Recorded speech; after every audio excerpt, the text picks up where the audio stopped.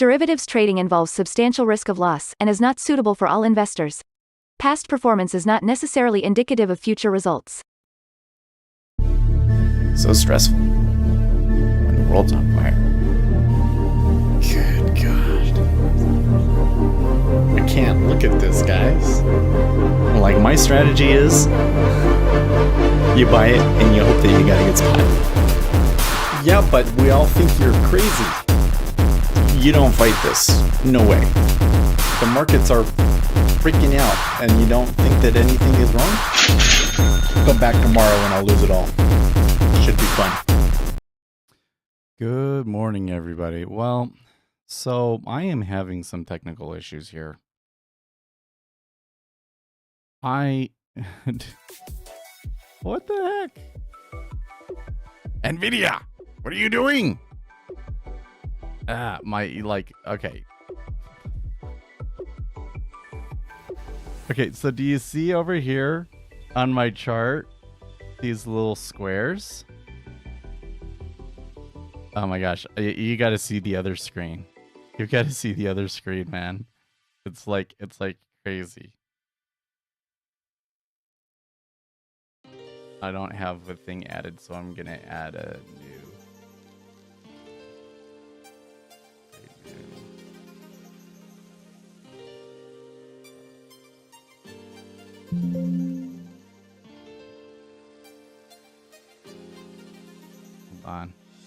Hold on. Yeah, over here. Do you see all this glitchy shit? What the fuck is that? Okay, wait, it's going away. It went away on that screen.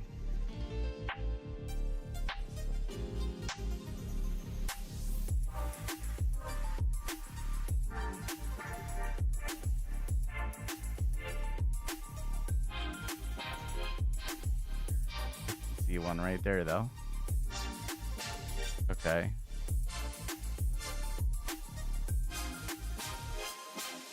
And then I click over here, and it's like everything like... Dude, I did something to my machine.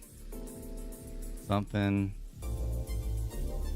is wrong. Okay, and now OBS or Discord crash. We are streaming right now, right? Yeah. And I'm like trying to figure this out. I didn't even eat. But you know what?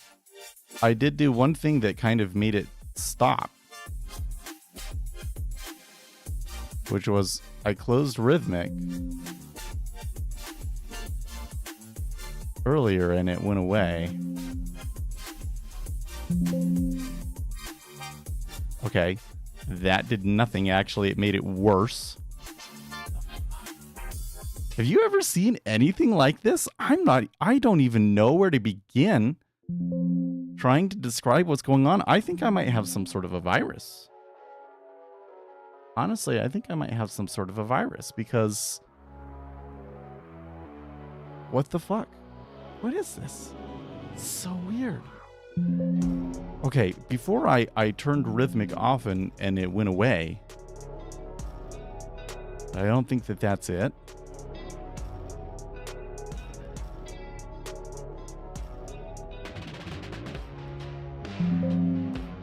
It could have something to do with like the application loading before something's happening in the video card or something.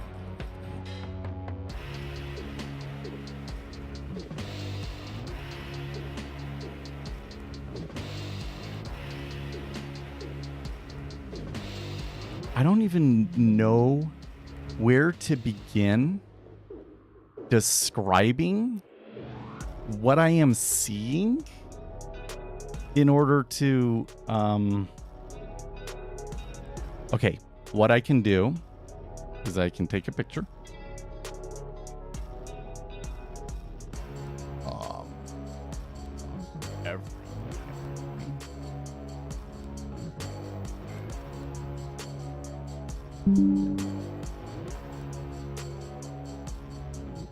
Print screen now defaults to the sniping tool. What?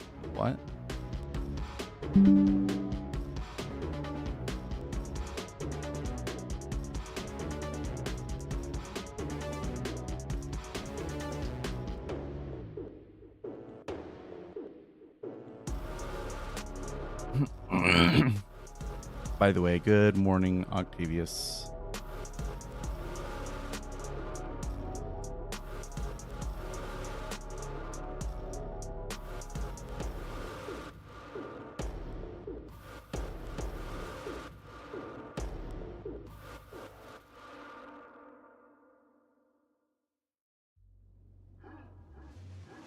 Hold on. What am I gonna eat now? Ugh. Could not be worse. Well, we got 5 minutes. I'll stick around until non-farm or initial jobless claims rather.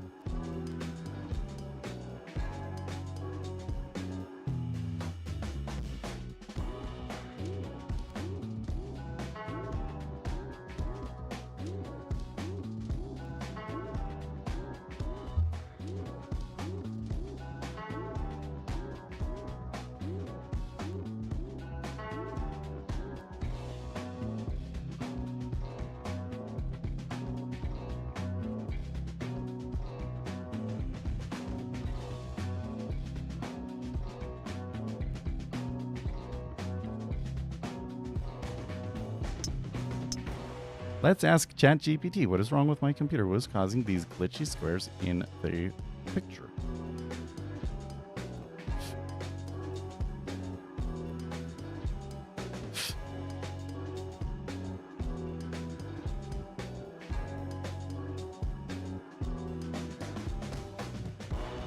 The most graphics card issues. This is the most common cause. It could be due to outdated graphics drivers, overheating, or failing graphics card.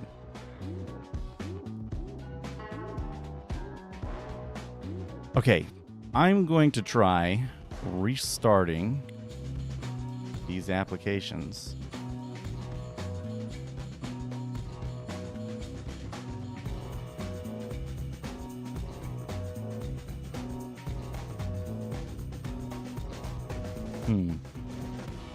No.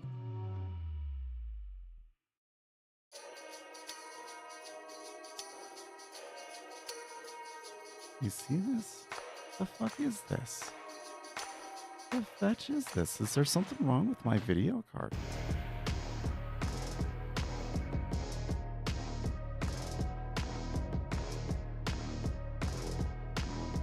I don't know if we're actually working today, is he, man? I'm having. Do you see these computer? What the heck is with my computer?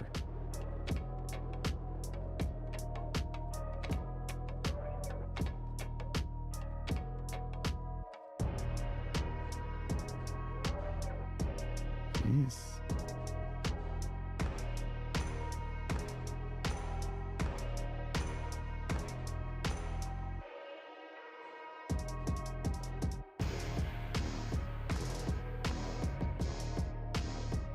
This is so effing weird. It's weird to me that like OBS works, but OBS is not working. What's with that? What's with that? Okay, you know what I can do is I can try a restart. I just restarted my machine. We're gonna try a restart, okay? I'm gonna stop the stream. I will be right back. We're gonna try a restart. Gosh, it's like it's getting effing worse. Actually, I don't see all of those glitches on my screen. I only see that in OBS. Oh, is my like video card dying? I don't know. This is so effing weird. I haven't even eaten yet.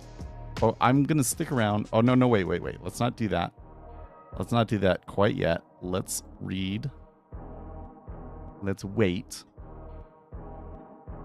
for the like 30 seconds. And now financial juice isn't loading either. Great. Okay.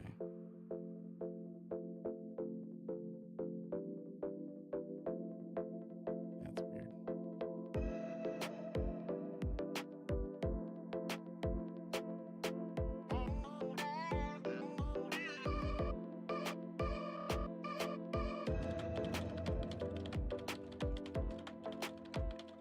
Also sounds like my hands are like doing weird shit. Okay. As soon as I notice that, it turns off. Okay, would we just get the number there? What's going on?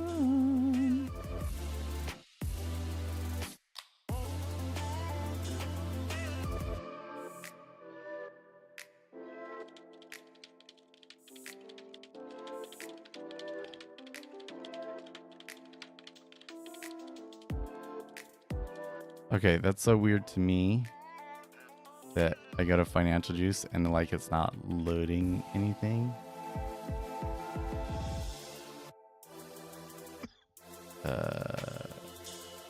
Weird. Okay, now Twitter is updating things. Philly Fed 1.3 versus forecast 5. Initial jobless claims 238 versus 235 forecast. Okay, so nothing big. All right, gonna stop the stream, restart the machine. Everything looks normal.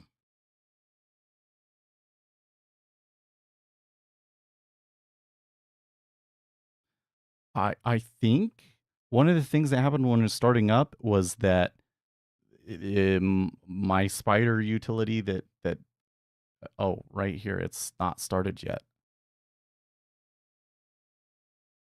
Okay. And it's just now. Yeah, okay. And it says it needs to recalibrate. Can do that later. I should move it. It's like all the way over there. I should move it down here so that when the lights are on, it adjusts. But that was like when that did the monitor calibration. That's when things kind of started. Now it seems okay.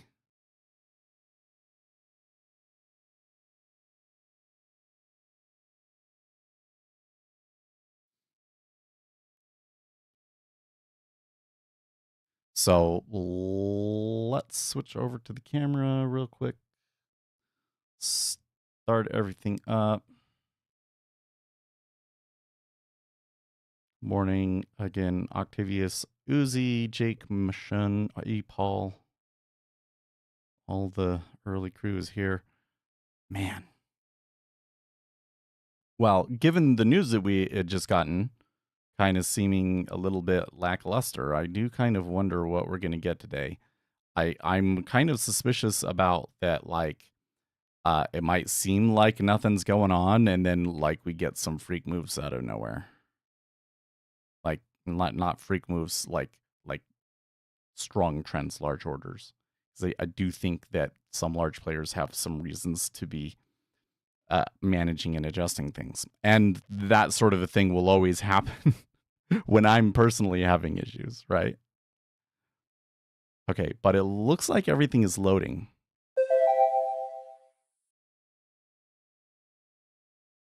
And I'll open up Internet Explorer or Brave browser, whatever it's called.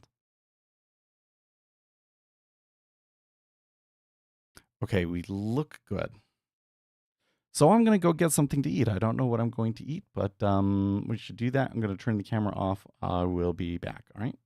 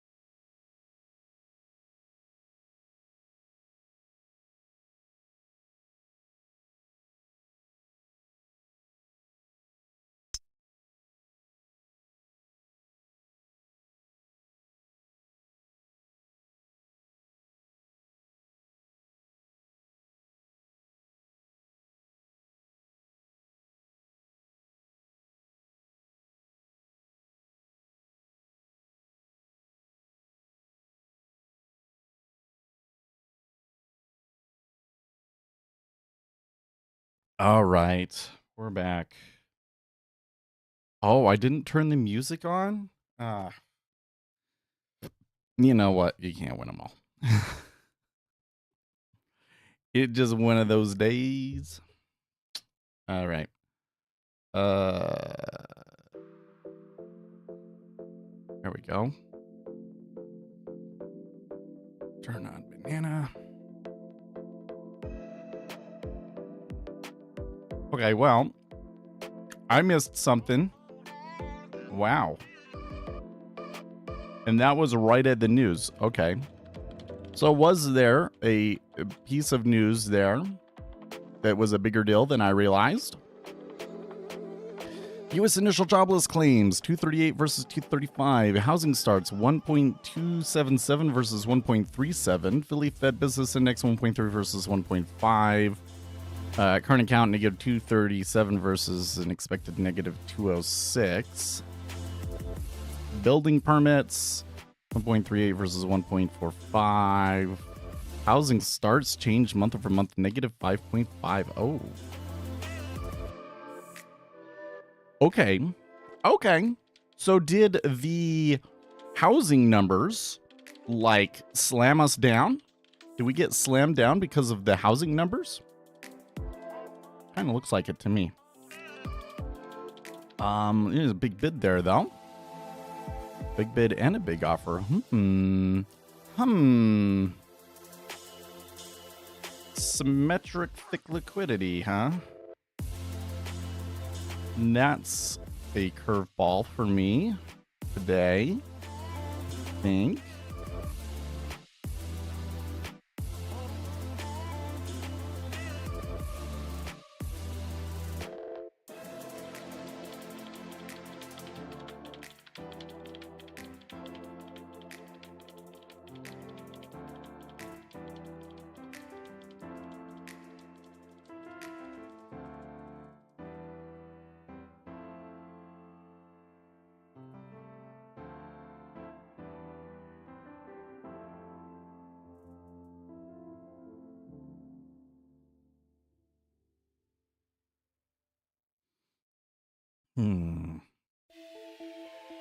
Big orders disappeared.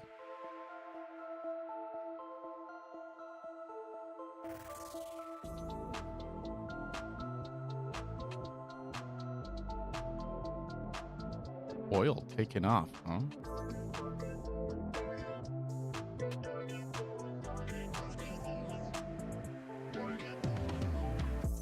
All volume at the 16 strike, playing of it now too. At 110.16.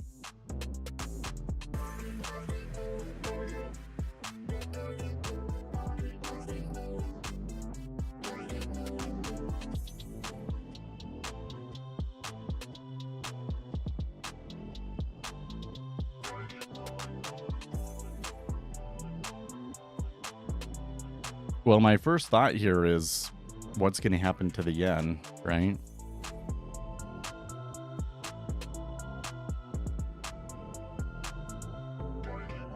The yen did not look happy at the moment, and they got pushed lower there as well.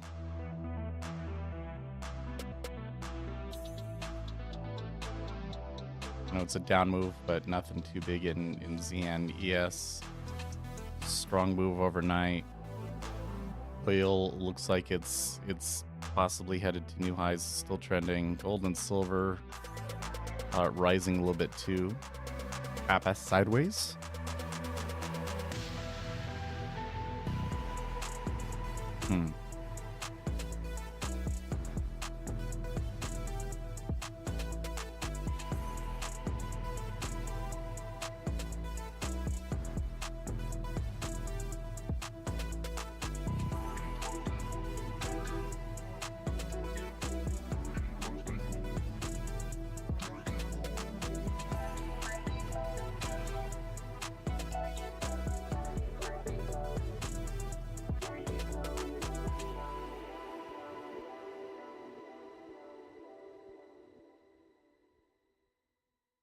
Hmm.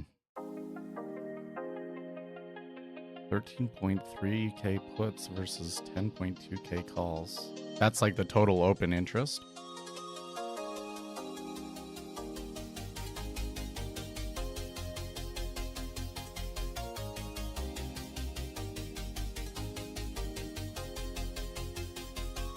Oh, this is kind of the way that it reacted to that price is kind of interesting. Let's see.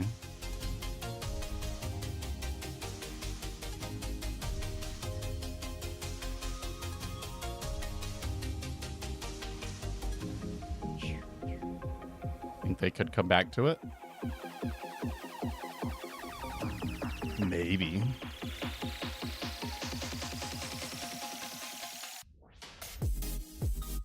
But this is probably more interesting. Somebody came in and dumped here, huh?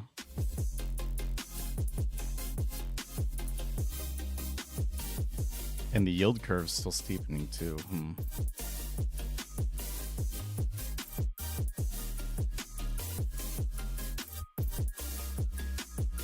Oh, that was just volume. Interesting.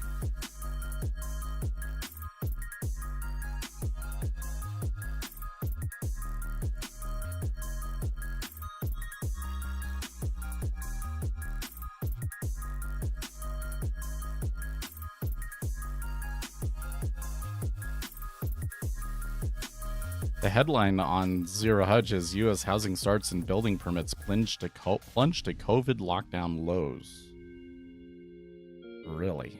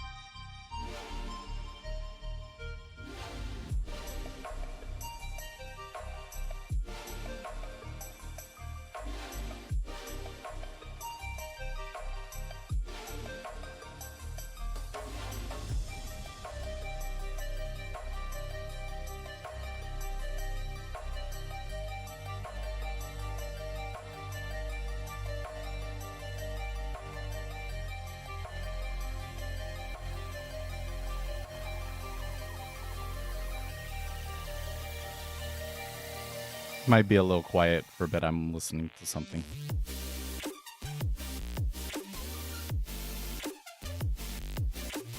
I hate how COVID is the benchmark for everything now. I feel ya. I feel ya.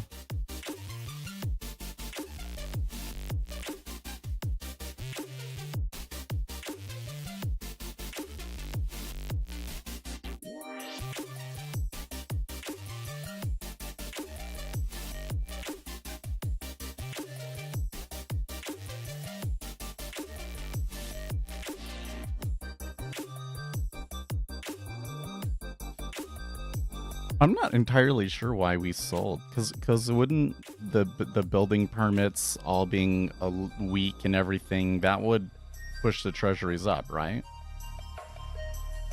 The initial jobless claims was kind of in line. The weak one was the Philly Fed, and I don't see how you sell that hard on Philly Fed. So maybe this is those Japanese flows that we were concerned about, right?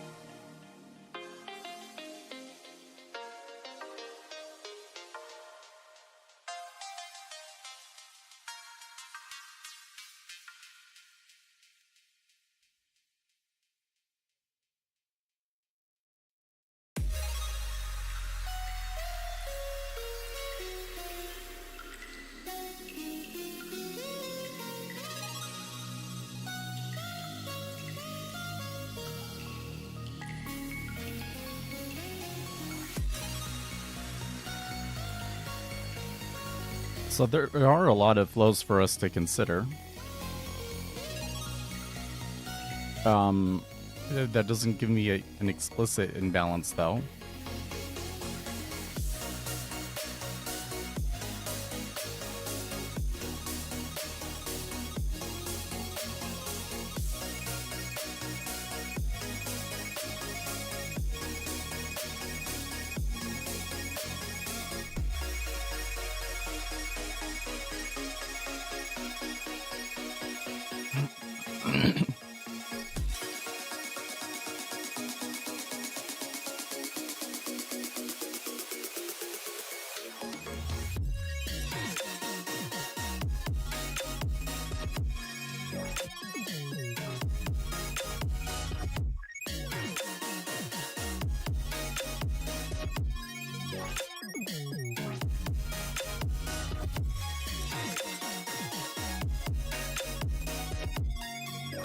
There's definitely something interesting going on in the market, but I can't seem to make any sense of it from a fundamental standpoint.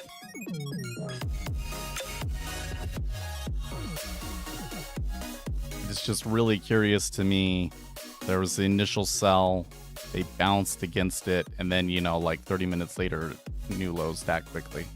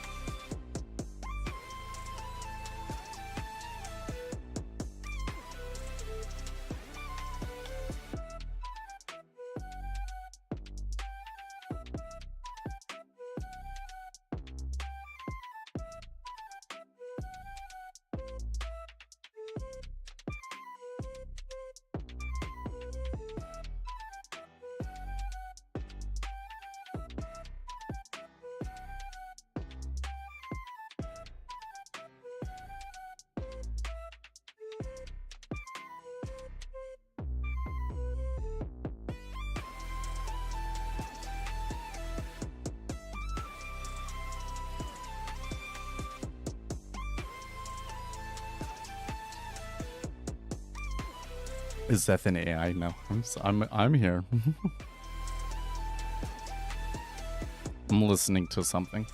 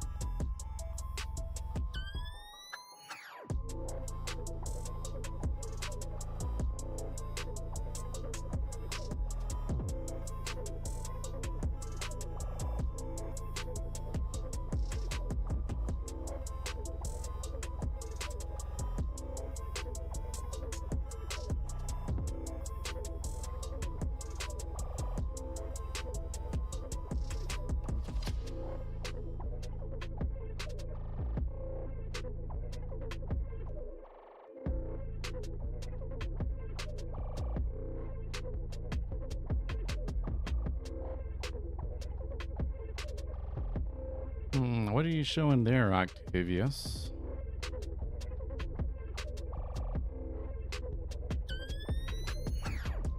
You think market's mission was just to fill the low vol area from Tuesday low volume prints, easy two shorts?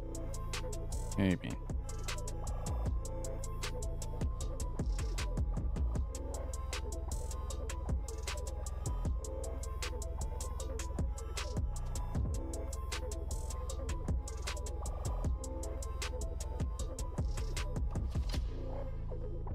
There was some strong volume there, but I'm not 100% sure where it come from.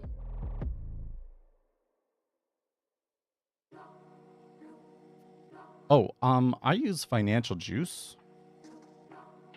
I pay for Financial Juice, so I get the news squawk and everything.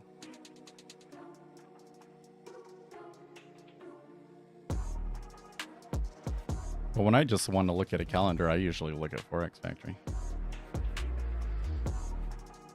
Let's see here. Housing claims, you mean building permits and housing starts? No, they're there. Building permits, housing starts.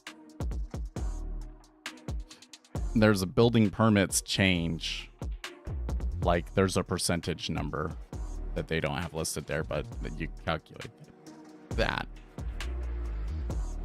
And unemployment claims. No, it's all there.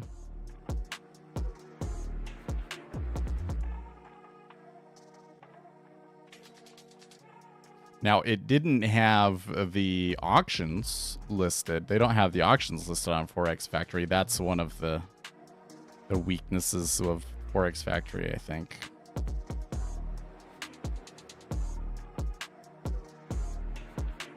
It could be testing my 200 EMA. If that line is based on intraday bars, then it's probably not really relevant. But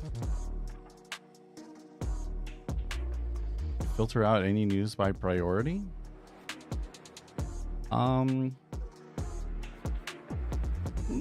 So I'm typically, I want to see all of the pieces of news that are going to happen, and I decide for myself if it's important or not. Because what if I'm wrong? Like, you know, I still want to know that it was there. Oh, something happened? I didn't expect something to happen there? What is that? Oh, it was this piece of news.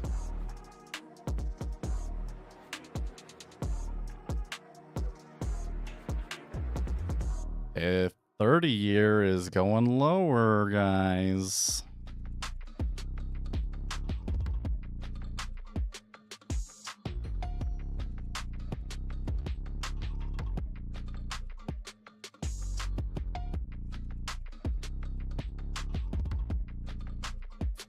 I'm really concerned that this is Japanese banks selling, as per our discussion yesterday.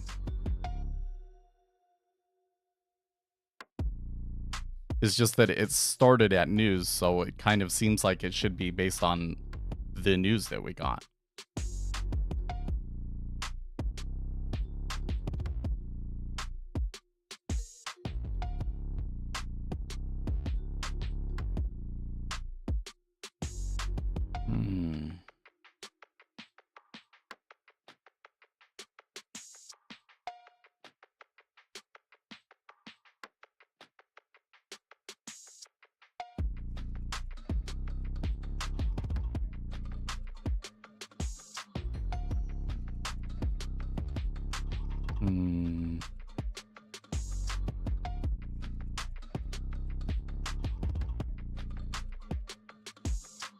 Ken Keshkar.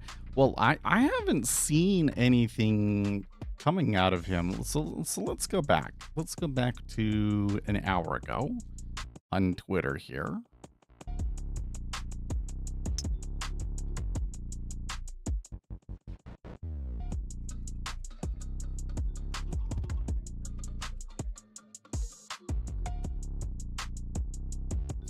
One thing I should know, and I don't know if this is really playing a thing, but the Swiss National Bank, they cut, and like their currency took a really big temporary hit from that.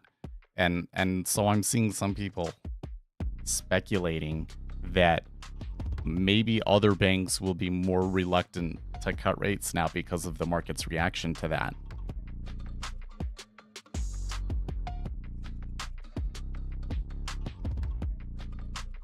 Approaching 08. Oh yeah, you're looking, so now you're looking at the volume at 08 instead of 16 and you're seeing it increase. That makes sense. That as we move closer to a certain strike price, that strike price starts to become the most active one.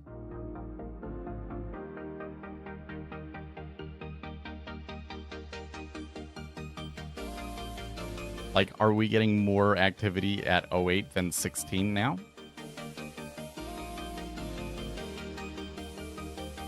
Will it be a strong dollar? Well, the dollar didn't move too much.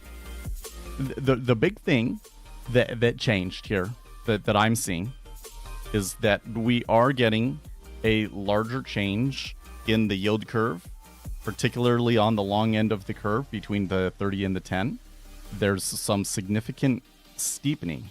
So the selling is extremely strong in the 30 years. I'm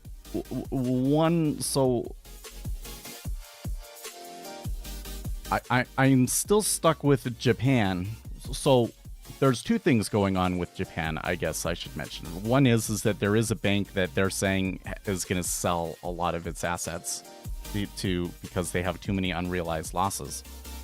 There is also some talk that they're going to do an Operation Twist sort of a thing, that they are going to move their purchases over to the shorter end of the curve.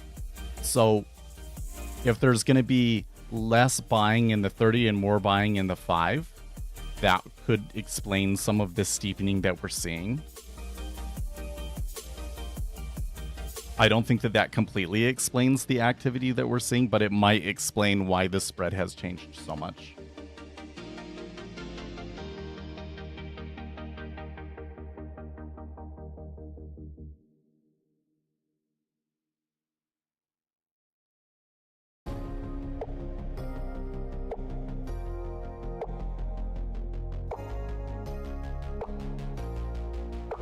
You're looking at one-day expiries.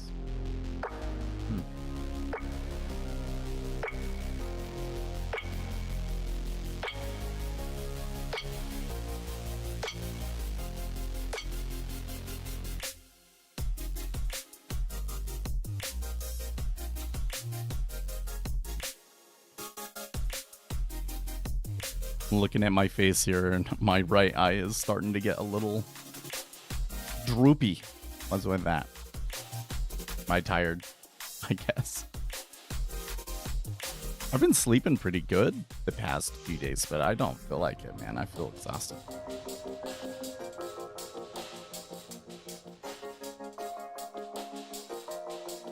I can go all the way up to 50. Well, that's the issue with options, right? Is like, where is the action actually happening at? How do they sort that out? So one of the reasons why they keep saying that they still have the options pit.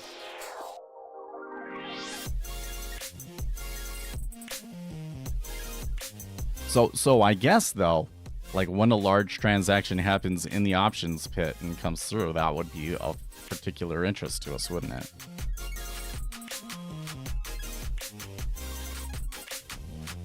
I wonder if you can get like some sort of a consolidated tape that will show you all of the orders at all strikes and all expiries, you know?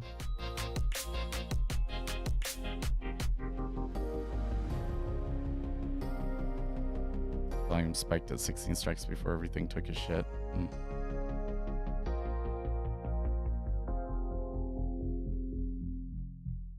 You can look at all of it, but it's a lot, really. Well, I would like look at all of it and then put a really strong filter on. Like it would have to be a big order for it to pop up to me or something like that.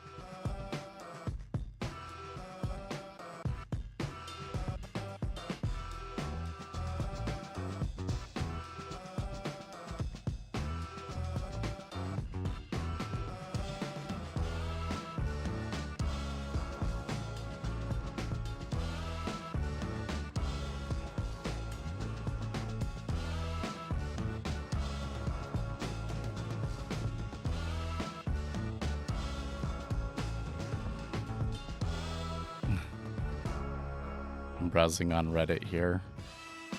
And there's this meme. Can I make it bigger? No, maybe if I make it full screen. That is exactly what the Goldman offices look like. It probably is a picture from a Goldman office. I don't recognize it with the windows and everything, but that's a Goldman office. That had exactly. The only thing that's different is these little things here. We didn't have these little things here, but the same phones, chairs, carpet, everything.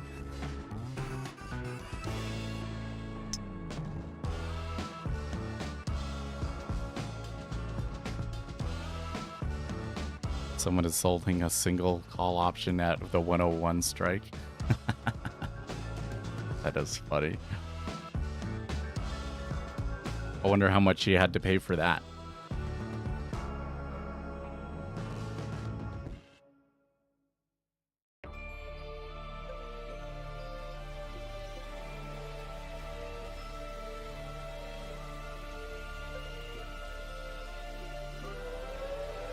What did I do? I was in tech, so we did a bunch of different things, but we started out doing like platform support for their internally managed C# development framework. Oh man, and just another little drop there, huh? And then I worked on a testing system that it would like spoof different types of orders and messages between the exchanges in our system so that the QA people could test with it. But we were actually developing like the actual tool that they used. So it wasn't really QA engineering, it was developing an application, but you know, it was a kind of an interesting gave me some interesting experience that's been really useful. And then I moved on to risk controls, which was like a robot is going haywire and submitting a lot of orders. We have systems to detect that and cut it off quickly. Or things to prevent rogue traders from happening and keeping clients within their credit limits. I was more on the stay within your credit limit side. And then I worked on a system that was used to measure latency within the internal systems. So those were all the things that I did there. But I did not have to work insane hours. Maybe if I was in New York, I could work insane hours. Because I remember every time I went to New York that everybody was staying there till like 7 or 8 o'clock because they were just doing something and they wanted to finish it. And it was like they didn't have anything else going on. That was their whole life. But I was in Utah office and it was pretty good work-life balance. I left every day at 4:30.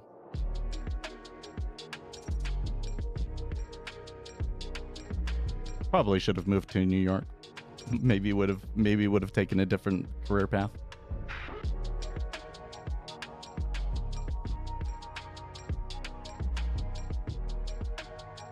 I didn't actually see a really strong change in cumulative delta in the 10-year at least on that further drop, but we did see further selling in the 30-year, so it still seems like it's coming from the 30-year.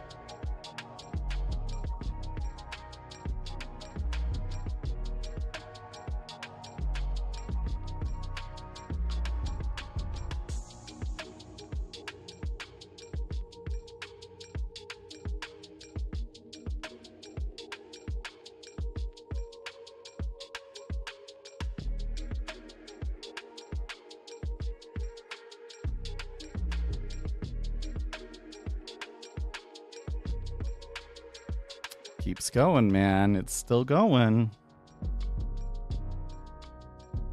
Isn't it funny? Isn't this like exactly what I predicted, though? I was like, yeah, because I'm having issues getting started today, there's probably going to be some sort of freak trend that we don't understand.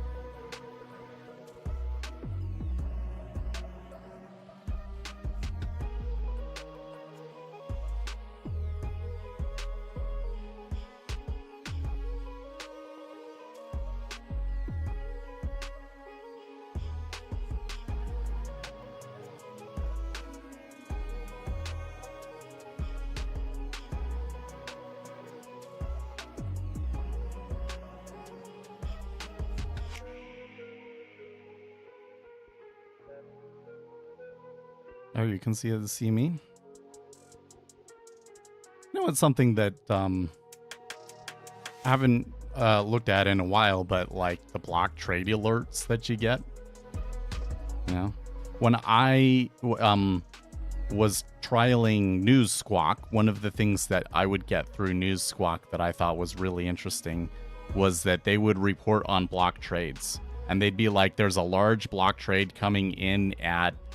And there's a certain price, and so like you would know before it happens, and you know it would go like exactly to that price, and then you'd see the huge print.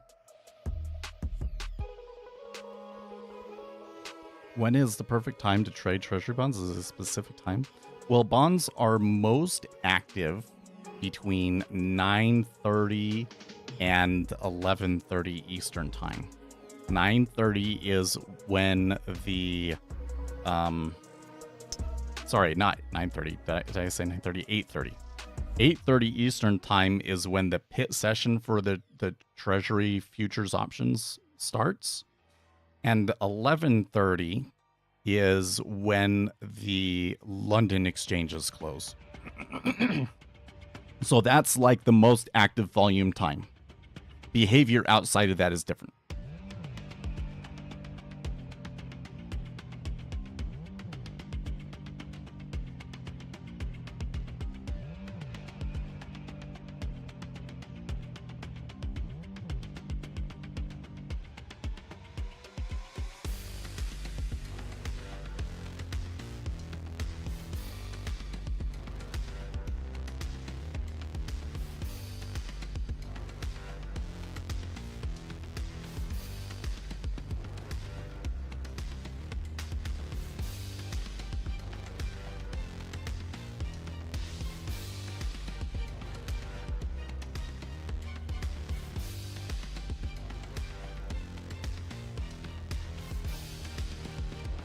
Yeah, I couldn't tell you how beneficial it is to watch the video, but that's why we're here, is to figure it out, yeah. For sure. Okay, so there was that little dip lower, but they seem to have come back. And again, that volume was mostly concentrated in the 30-year. The others don't really, well, not yet, at least, seem to be, like, really, well, okay, never mind. That was a pretty good downtick.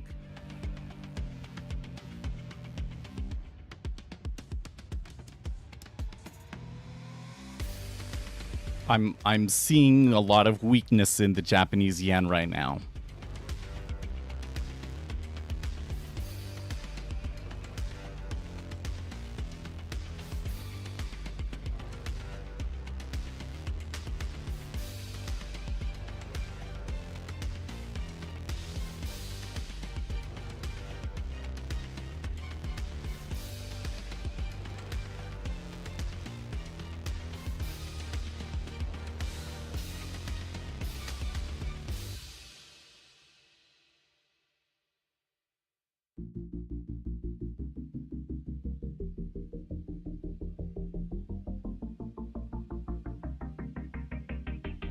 just realizing you don't have the lights on in here.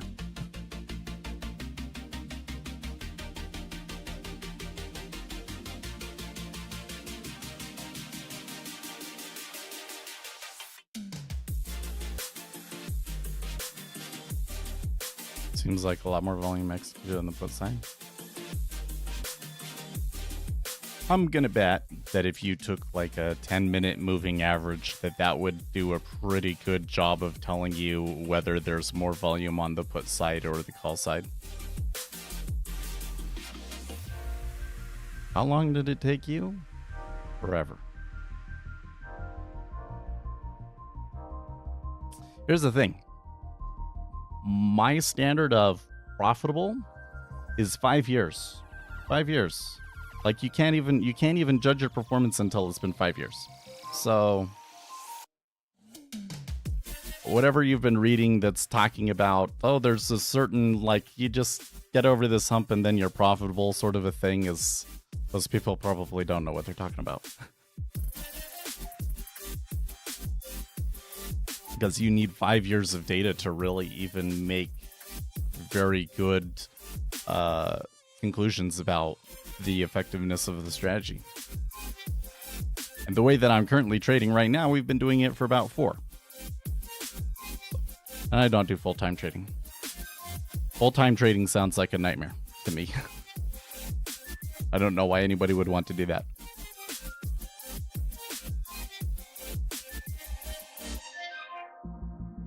Maybe full-time trading for an institution, but for yourself, and that's like your only source of income? Oh.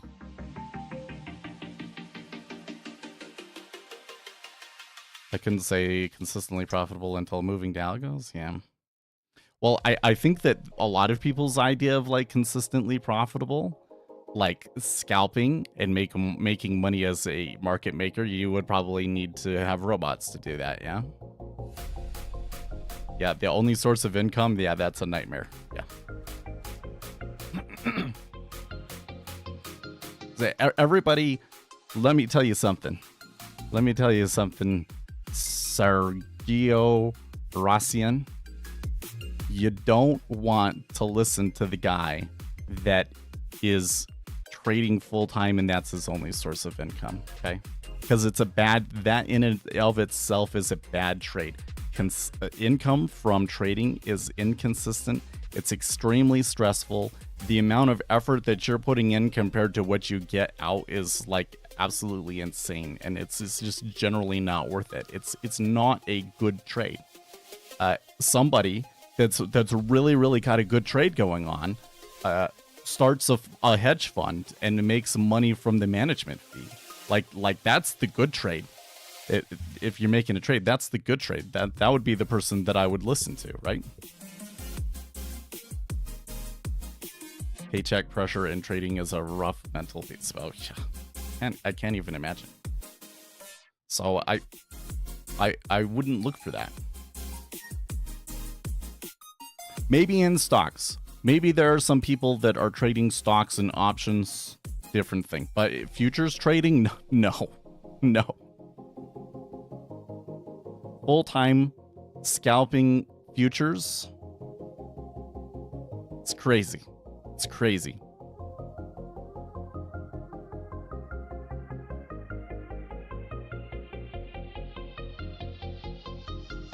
I somehow can't get around a decent risk reward. My stops are a sort of emergency stop if you all.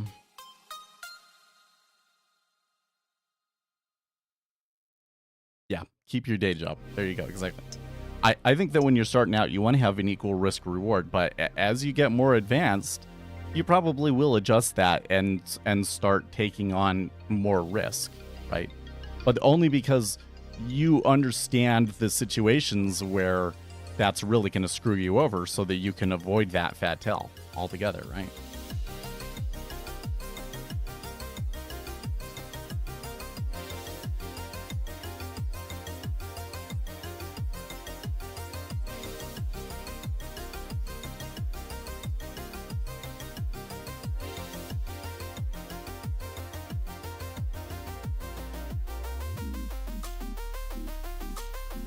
I think that there's one of this thing which is I'm always hitting on the bad risk reward strategies.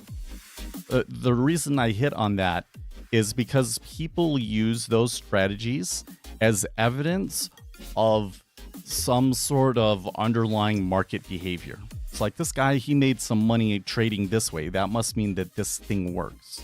But the results that they're getting are actually a result of their risk reward and have absolutely nothing to do with their signal, right? And then a beginning trader, they start doing that same thing, and it deceives them about the actual nature of the market. So if I'm always trading equal risk reward, which is what I try to do, then I get a much better idea of what is actually going on and how well I am doing, right? But I am to the point now as an advanced trader where I can, on occasion, decide to take on more risk because I know that I will make more money from that. And I'm experienced enough to know the reality of the market and not let the profits that I'm making from those big risky trades go to my head and start to deceive me and lead me into all these crazy ideas about how I'm a god of trading and that I have all these great technical analysis signals, and right?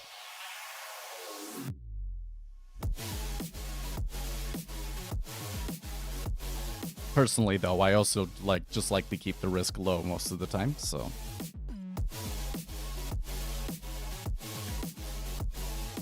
You can see me do it on the sim, right? When I do multiple contracts with ZN.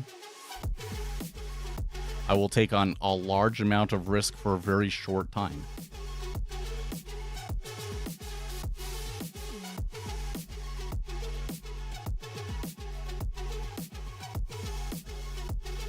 If I were to say I've been profitable for the last 3 years, but seeing my risk reward, nobody would take me seriously. I don't know. If you've made it 3 years, that's pretty good, because most people blow up doing that within 2.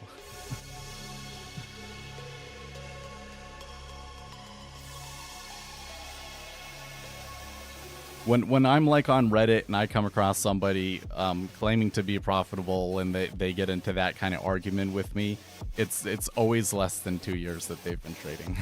It's really quite funny, actually.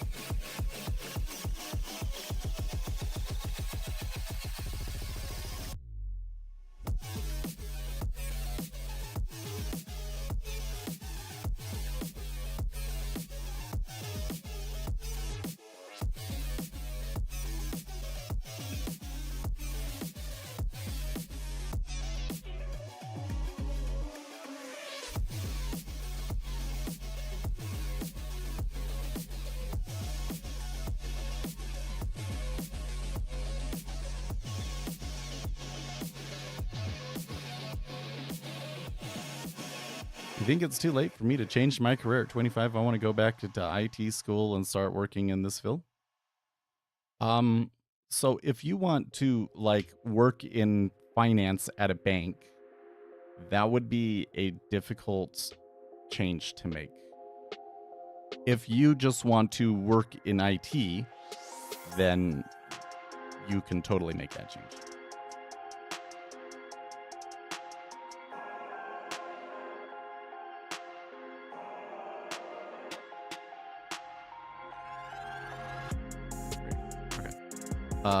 So here's the thing. I rant about this all the time, so I'll get into the rant again. There a lot of the kind of more prestigious places are kind of create this pipeline, and you have to go through the pipeline, and if you deviate from that pipeline, even 1 inch, they don't want you anymore. Right? So like that pipeline is, you graduate from high school, you immediately go to a university, you do an internship at their company possibly, and then from university you directly get hired into the industry, and then you might hop between companies, but you hop around within the industry, right? So you know, if you're working at a JP Morgan or Goldman Sachs or whatever the deal is, right? Like that's kind of like how you get into that. Coming from a completely different industry it can be more difficult. It's a lot more difficult, and you're only going to make that jump if you're pretty experienced to begin with, right? Like, you're going to be like a top level performer at another company with a lot of experience, and then you're going to get sniped by the financial industry, right? But if you are going to learn yourself IT stuff, programming, or whatever the deal is, and then go and get hired at like a bank or a quant firm, I'm not gonna say that it's like not possible. Like wasn't Coding Jesus? What was that guy's name before I don't know, he disappeared? So funny thing is, anybody that starts making content and they're actually in the financial industry, it only lasts for about a year and then they disappear. Right? Once it starts getting popular, they're like, you can't do that. But I think that he like completely learned by himself, right? But I would say, especially right now, with the job market being a lot tighter and everything, that yeah, like it's really hard to make that jump. And more largely speaking, right now, the financial industry is kind of going through a tough spot where a lot of the really big tech companies in particular have shed a ton of headcount. Like, so there's tons of people coming from Google and all these different places looking for jobs. As far as we can tell from the numbers, they are finding new jobs. They're basically like trickling down into kind of more, more general companies and smaller companies. But those are people with experience. The kids that are just graduating right now, from everything that I can see, are having a very difficult time finding jobs right now. Okay. But everything that we know about where the industry is headed and the way that things are going, that we will probably be in desperate need of more programmers 2 years from now. So if you start learning, there's definitely going to be a spot for you, right?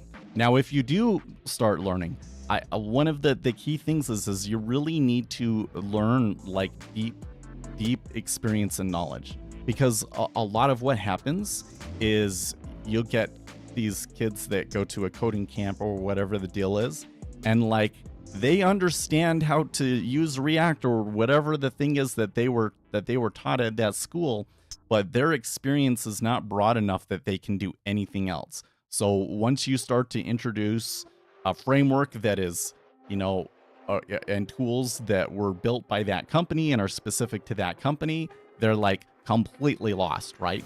So if you can get over that, then going into IT is a great thing. And especially if you can get into DevOps and site reliability, because those are paying really, really well now.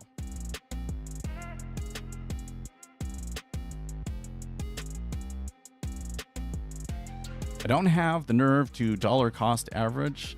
Well, I don't have I feel like that when I start dollar cost averaging with my live account, that I start doing stupid things. I seem to be able to do it with ease and like really do really well with it when I'm doing it on sim though, so.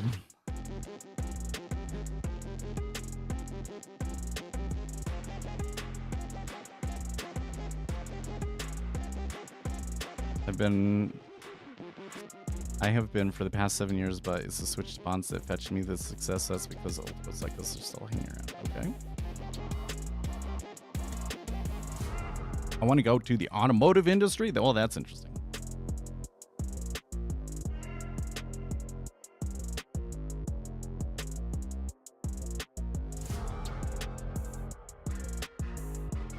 Unfortunately, I don't know anything about what it's like to like work at a big car company or be an engineer there or any of that. It looks like, by the way, that we're coming up on the inventory cost basis for the 10-year treasury, and that the bonds are kind of normalizing.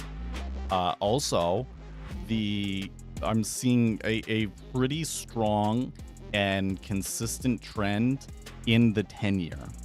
So if we had been looking for a long, that that amount of consistency would definitely have been enough to trigger us into a trade.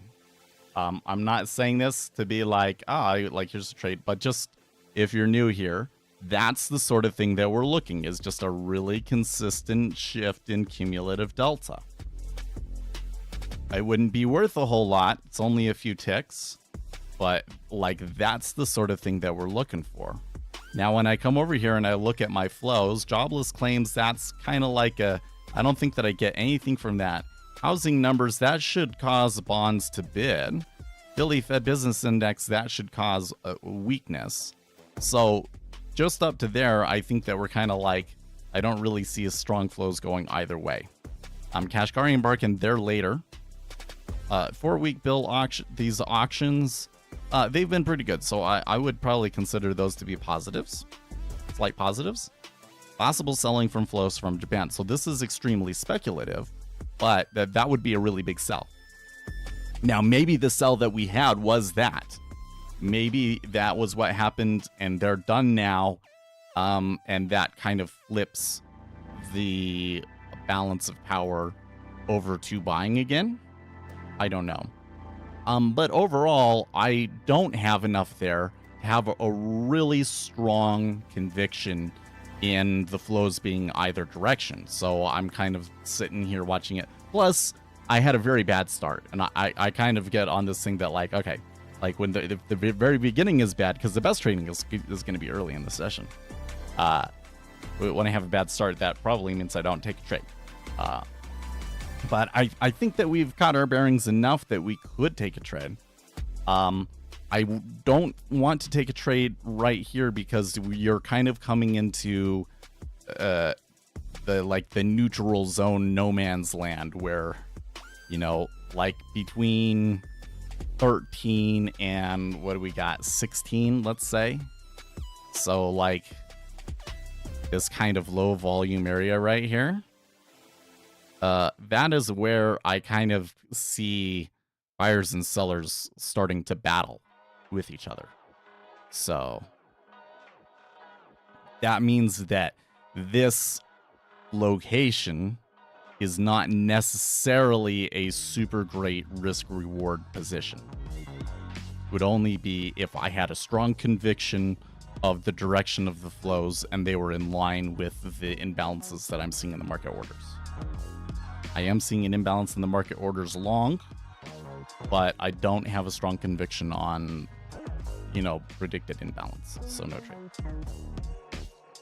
What do you think about no BS day trading? I think that the beginner's course is one of the best pieces of paid trading material that you can get. It's like, what, 80 bucks? Totally worth it. Love the book.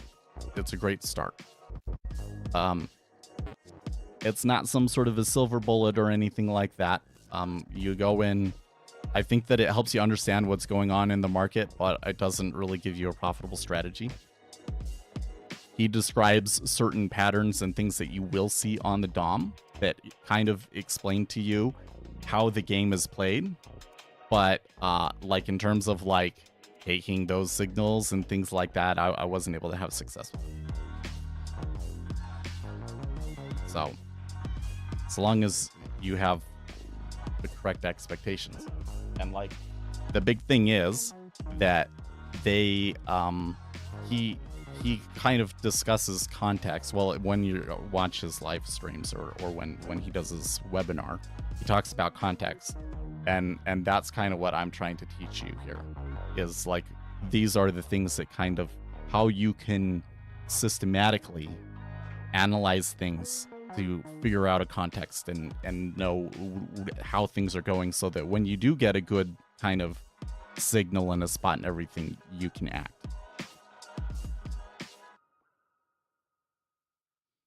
I'm from Romania, and in my country we have a lot of automotive companies.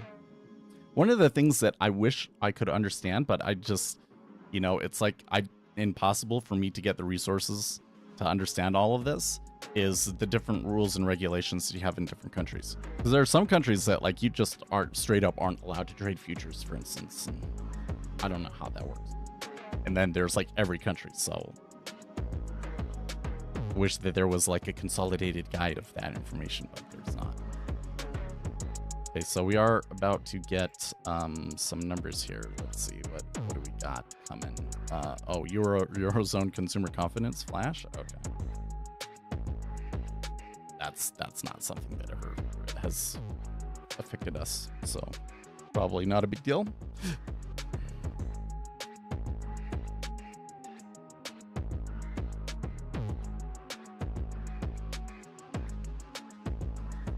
John Grady does sell a strategy, but rather the market behavior. I don't know. I think that the thing that happens is that people have an expectation, and when they have an expectation, that is like the context that their mind is using to interpret everything. And so then they will read things and see things because of that context that aren't really actually there. And so you come in and you think that I'm being sold a profitable working strategy that tells me exactly what to do. And then you're going to read that course and you're going to think, oh, okay, here are the setups. Why aren't they working for me? Right? And even when John kind of will tell you at the beginning, like there's no free lunch and all this sort of a thing, you might not get it, you know? And this is what we do as retail traders constantly. And we all do it, right?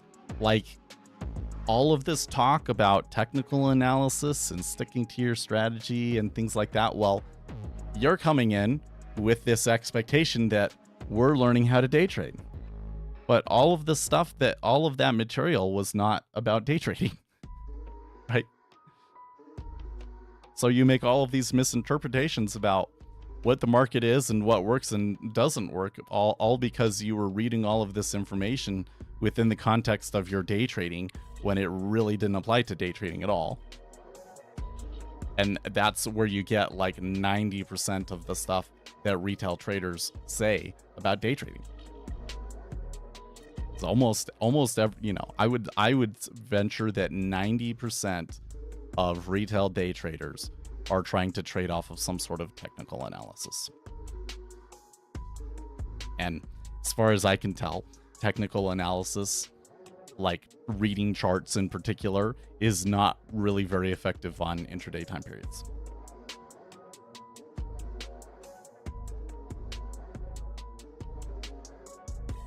Well, now that we've pulled back a little bit, it really seems like the activity in the market has declined and that things have kind of settled a little bit.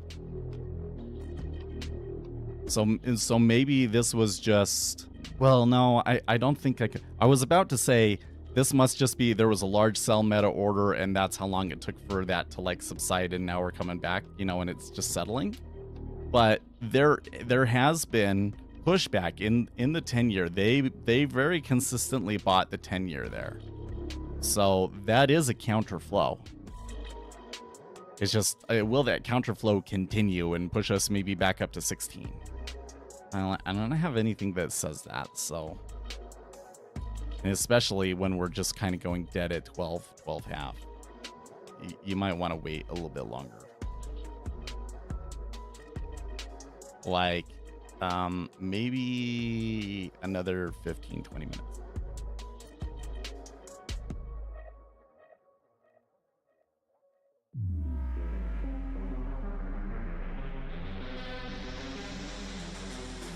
Today, trade one of John Grady said it before she goes. Well, like, so really the things that John talks about is kind of like, those are going to happen anyways, right? And especially this whole thing about, okay, if you can hit into it just before price ticks, right? So that you're immediately break even, right? That is something that, you know, I can explain it to you. Obviously, there would be ways to do math and do all of this sort of study and collect empirical evidence to show you the difference between trading normally, like random entries, and trying to catch the edge, for instance, right? That would show you that catching the edge is better. But all I have to do is just explain it to you, and I think you can see pretty clearly that like there's an objective benefit to doing it that way, right? And so that's what I kind of think John Grady gives you, is he explains to you like the way that the game works. Okay, I can go in with, I can catch the edge. If I can catch the edge, that's better than having to cross the spread and immediately being down a tick. If I'm looking for a limit order, if I get filled with an iceberg, it's going to be easier for me to get filled on that iceberg, or like that sort of a thing, right? And he also talks about push and pull, and so those are some things that have more to do with the spread that are kind of interesting as well. But these are just things that, like, because of the structure of the market, like, you're always going to see. The question is just, okay, like, if I'm seeing a price completely full, is that a catching the edge, or is there going to be an iceberg there, right? And you don't really know. You can't really know. And that's kind of why those games work so well, right? And especially since there might be, you'd have to think, okay, if it's really low and there's an iceberg there, and then a bunch of robots all go in there and all get trapped. Like, why do the robots continue to take that trade all the time? Well, because overall they make money on that signal. So, but if you know what's going on, if I know, hey, there's a big bank in Japan that has decided that they need to take the unrealized losses on their bond portfolio in order to raise more capital because their financial situation isn't very good, and they're going to sell $60 billion worth of bonds, and they're going to start today. I don't know if they're, we know that is out there, that they're supposed to be doing that. Will they do it today? Or did they do it today? I don't know. But let's just say that we knew that they were going to do it today. Then they're going to sell. Then all of a sudden, if I see an iceberg on the sells, like they're hitting into the offer and the offer is iceberging, now all of a sudden that is like a big deal to me, right? Because that's in line with what I would expect and how I would expect that bank to possibly be executing. And I would think, okay, now that they've got a ton filled on the limit, they might start hitting with market orders and pushing us down. Yeah.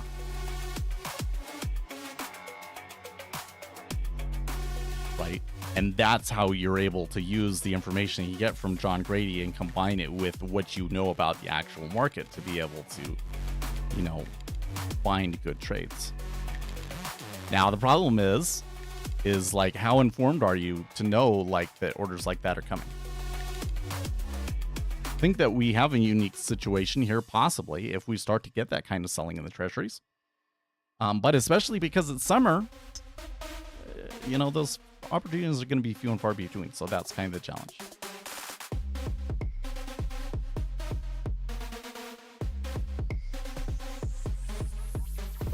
All right, well,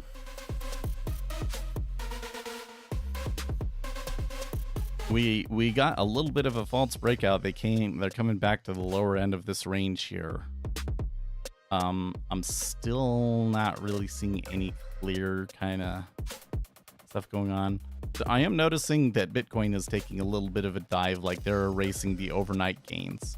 The Japanese yen still looks incredibly weak. Incredibly weak.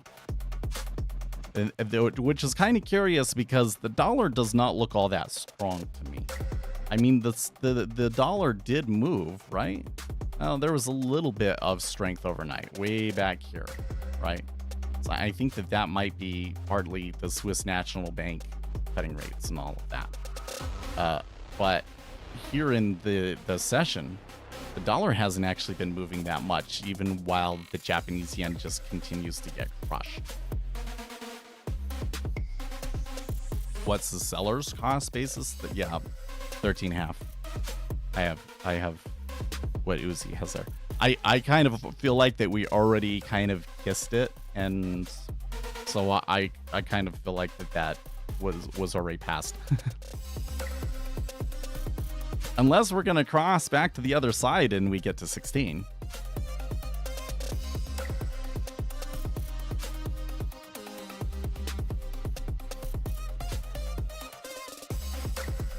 Level 1 understands the game.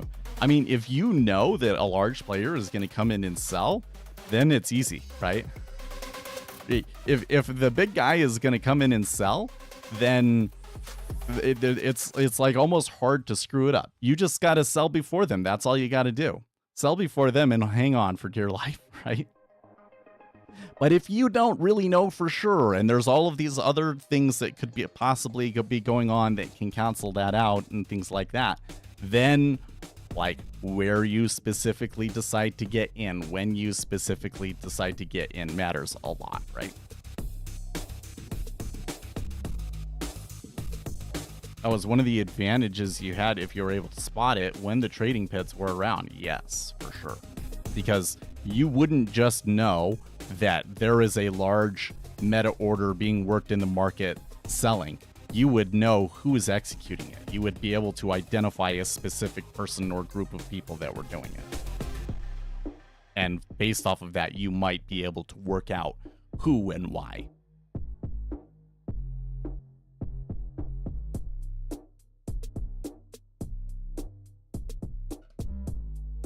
Which is why I'm telling you, man, I feel like every time I talk about this, it's like it's a conspiracy theory, okay? But it's really not a conspiracy theory. It's just the way that it is. They wanted the market to move over to the digital space because it gave them an advantage because we couldn't see who they were. You want to piss off the institutions? Like if you want to see a rule proposal that institutions would fight tooth and nail, like to the death for, propose that a trader ID should be attached to every order. That there should be an ID. It doesn't have to be a name, but that there should be a number attached to you. And every trade, whether you're on the aggressor or the limit order, your ID is attached to that. So if Goldman Sachs is in the market executing and selling, I can see that the traders, the 4 or 5 guys on that team that sell, that they're in that market, they're in this market right now. And I can watch what they're doing. That they would be so up in arms about that if you could actually track individual traders like you could in the pits. Because it's a huge advantage to them. No, that doesn't already happen. You don't get any kind of information about who is trading it. You get information about, I mean, I guess every trade has a unique ID to identify like that specific trade, but it doesn't tell you anything about who is trading it. Right? Like I'm talking about, I know what Lucas's trader ID is, and I can go in the market and look for all of the transactions that have Lucas's trader ID and work out both what his current position is and what his total profit loss for the year is.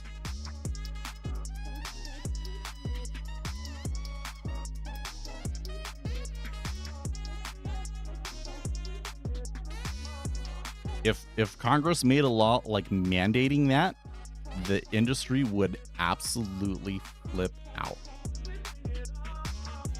No, that information is not provided. Not anywhere.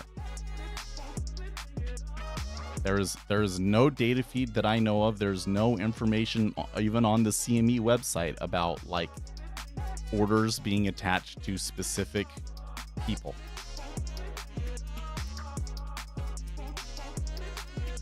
I mean, sure, while we are at it, why don't we request that poker cards are visible to everyone? Kind of the same thing. Well, like the equivalent analogy in poker would be, what if everybody that you were playing poker against were behind curtains, and every time between every round, everybody switched positions, so you could never know who was who, right? Okay. There's this one guy that's playing this poker game that's really super good, and he tends to be cautious. So he only takes big risk when he really knows that he has the advantage. Now, if I know that, and I know this, and I'm looking at their faces and everything, and I know, okay, all of a sudden, this guy, he is betting more, and I know that he only bets big when he really has a good hand, then I'm gonna fold, right? I'm not gonna go up against his hand, right? But if it's all anonymous, if I can't see their face and their positions around the table changes every time, when somebody starts betting a ton, I don't know if it's that guy or if it's some novice. The other novices is his first time this week, right? That's what we basically have here in the markets, is that it's all anonymous. You don't know who you are trading against. If your order gets filled, you don't know who filled that order. In the pits, you kind of knew a little bit because you were interacting with them face to face. And I'm telling you, one of the things that drove the institutions to move away from the pits and move everything to electronic was because of the anonymity. They absolutely hated having to trade against the locals because the locals knew more about what was going on than they did. And so it was the difficulty for the institutional trader was beating the locals, because the locals would sniff out what they were doing and just push price on them and front run them. And then that would eat into all of their profits. So when they went over to anonymous, that stopped happening and institutions started making more. And it was 100% a factor in the drive to push everything electronic. I mean, obviously, there's other advantages because we do have more liquidity now and everybody can play. And so probably the push to digital was always going to happen. But if we really want like the advantage that we had in the pits, there'd be two things that you could do to make the internet like it was the pits.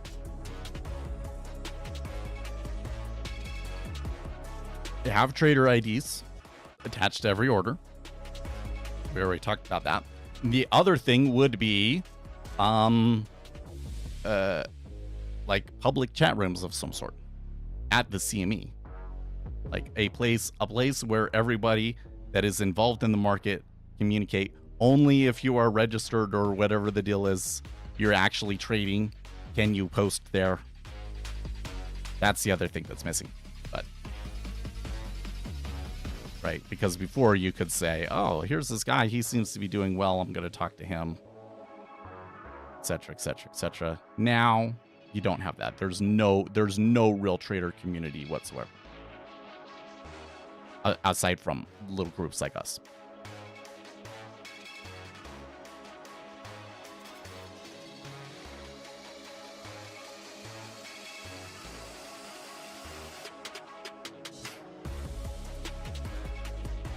You could reverse engineer strategy. Yeah, if that was the case, you could try to reverse engineer strategies. Yeah.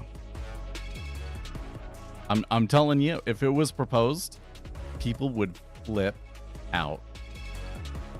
The market, if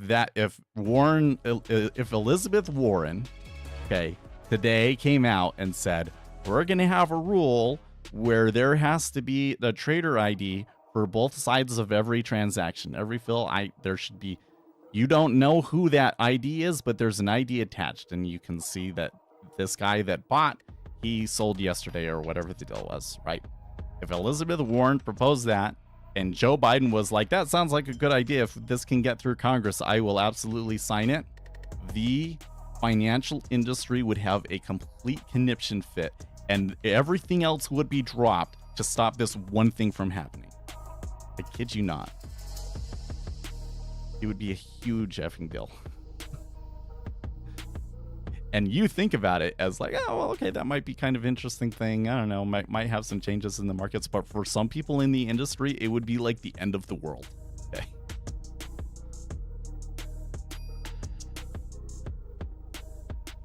Anyone who does well doesn't want to talk to anyone. Why would they? That's why if you see a YouTube stream of someone trading, they can't make money for real. This is not a shot at you, by the way. Well, so there's definitely going to be like, okay, if you're on YouTube, what's your motivation, right? Okay, well, enjoying streaming and wanting to create a community is a legitimate reason to want to stream and do things, right? You notice I kind of do this thing. I don't want you to follow me. I'm kind of sneaky about when I trade so that you guys can't really tell. Like, unless you're really watching my screen the whole time and really paying attention, you're gonna, you're not gonna realize I'm in a position until like 5 or 10 minutes later, right? Okay. But I'm kind of weird. Most people, what is their motivation gonna be? To make money from streaming, front run their audience, just make money from the YouTube channel in general. Yeah, for sure.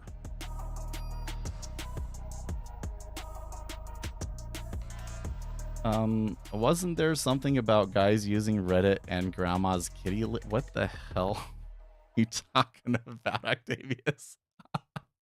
I don't know what you're talking about.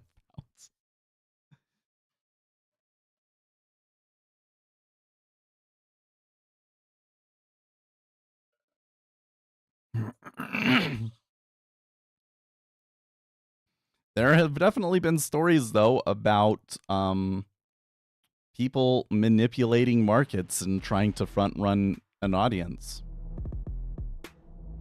Let me tell you something. It doesn't take much, man. This is the big thing. Even when I tell you guys that are here on the stream like every day, I'm not sure that you believe me when I start talking about this. Like, if I wanted to, take a trade over here and then watch my audience all try and follow my trade and buy it up and then sell into them and just take a little profit, that sort of a thing. And you would think, oh, well, you would need a pretty large audience in order to front run them, right?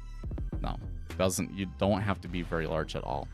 And when you get these Twitter accounts that have like tens of thousands, hundreds of thousands of followers, and they're tweeting about stocks and stuff, yeah, they can just straight up front run their audience. And we have instances of that happening, and they've been prosecuted, and then they kind of like got let off the hook. So like there's several cases like that. So yeah, it absolutely happens.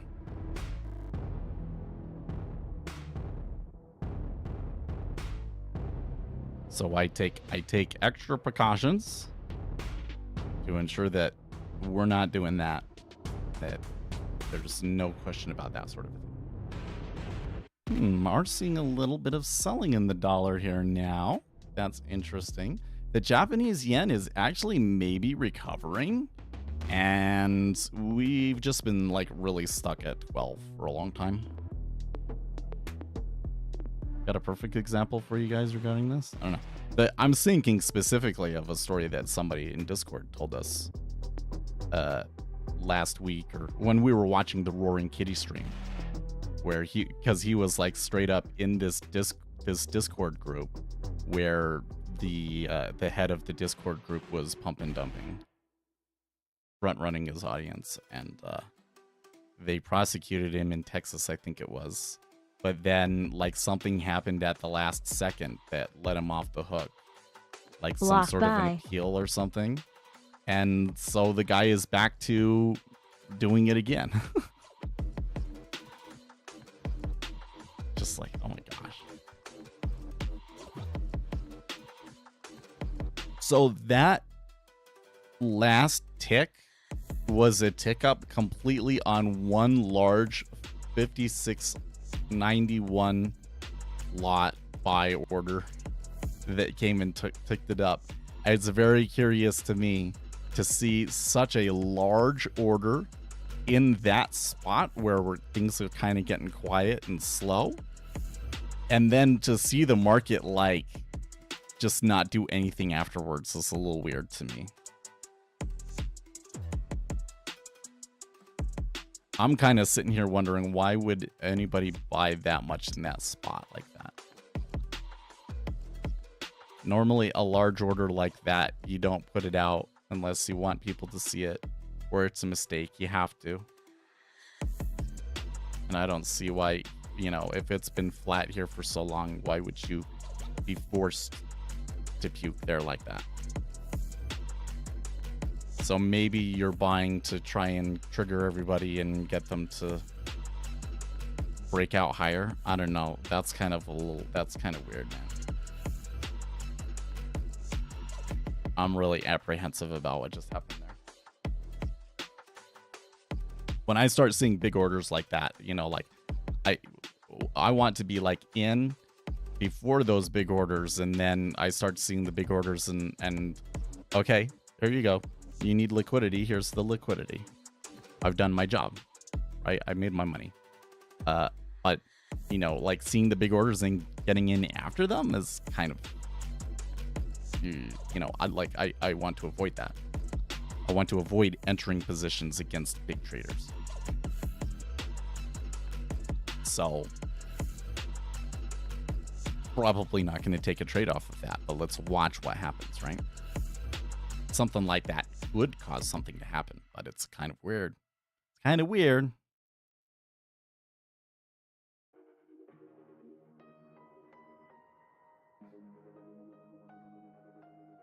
I'm wondering if Verax is typing like a big long thing out about the perfect example.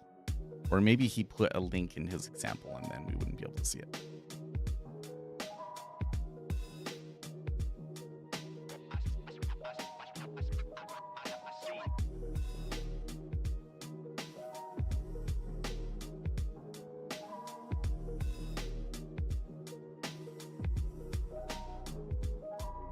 Well, we got about 30 minutes left. This session went by really quick, but that was because I spent the first 30 minutes. I was actually, you know, like we worked all of that stuff out and fixed things, and then I went to eat, but it took me like 30 minutes to cook and eat. Usually I only get like 5 or 10 minutes, so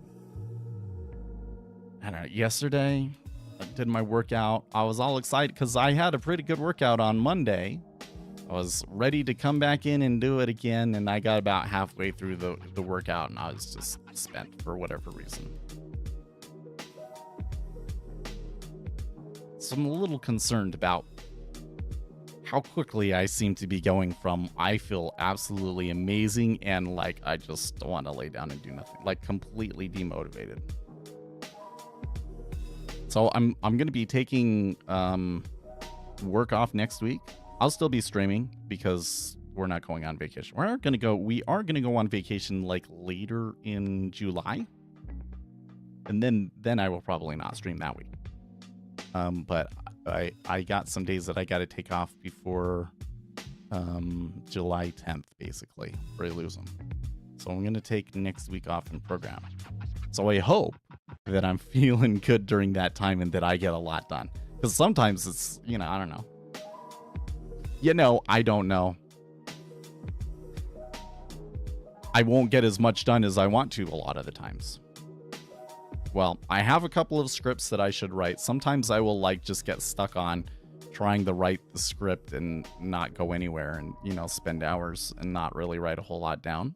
But I've got some programming to do, and I think I know what I need to do, and we just need to get in and do it. That should help. Actually,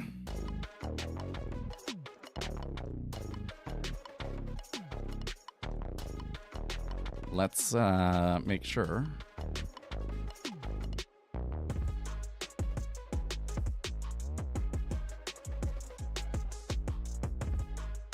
Not sure. Let's make sure that we got our agenda set up here.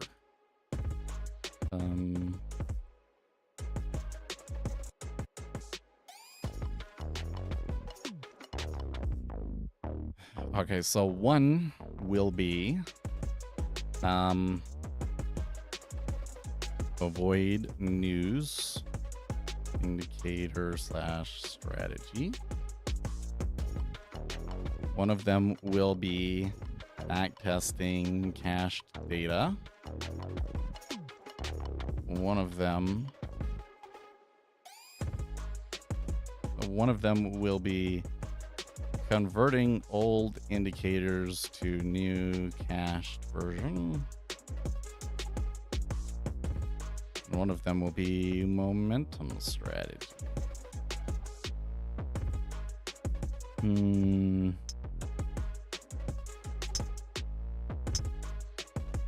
Divergence between YM and NQ. YM trying to get to new highs, NQ near lows. Oh, that's weird. Actually, that's really weird because it's been NQ leading the way and everything else going nowhere lately, right? Wax and Garad Nagai, can you show what kind of a setup you're looking for? So basically what I do is I look at things that I know outside of the data that I'm getting from the exchange that might suggest people buying or selling.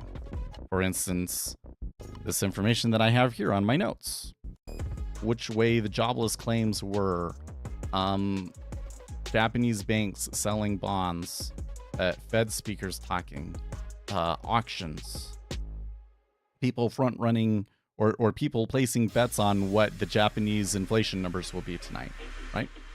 And then I combine all of those things together. And when I combine all of those things together, if it strongly suggests that people will be buying or selling, then I take a trade. That is my setup. Okay, let's read Verax's story. Why he posted it now?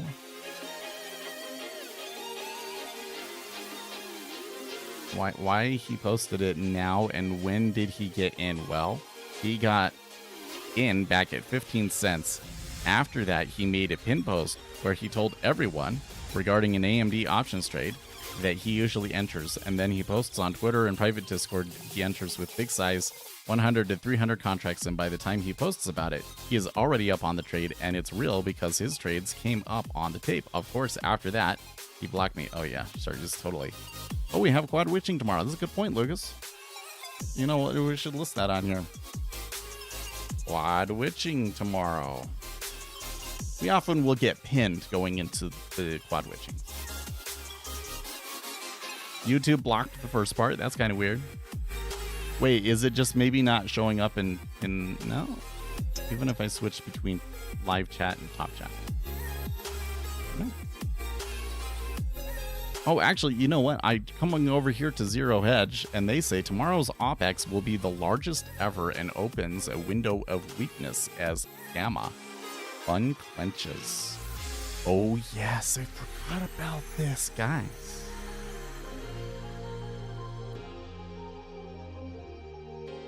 For the GameStop, the whole GameStop saga. Okay, so GameStop is running this morning again. Trying to erase the losses from yesterday at least. Probably they're trying to ramp it for the options expiration. I am concerned that Monday could be a really ugly day for GameStop because basically the market makers will no longer need to hold all of the shares that they have to hedge their options positions, and they will just dump them on the market. They will just straight up come in here and sell GameStop like crazy. The unclench. It will be a very good example for us to see how that sort of thing tends to go. Because I don't think that it's always explicitly like a sell, and it's kind of can be a little bit sneaky. So let's just watch, but I think Monday will be an important day to watch in GameStop.